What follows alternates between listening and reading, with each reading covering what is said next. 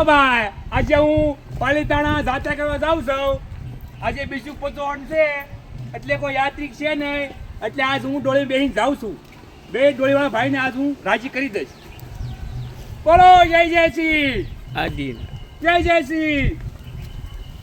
રામ રામ ભાઈઓ. આજે તો હું જાઉં છું જાત્રા કરવા. આ તો મને બહુ બધા છે. હા હે આમાં ડોળી મજા આવું. પાલીતાણા જાત્રા કરવા લો. શેત્રુજી પર્વત ઉપર આલો જાત્રા કરવા.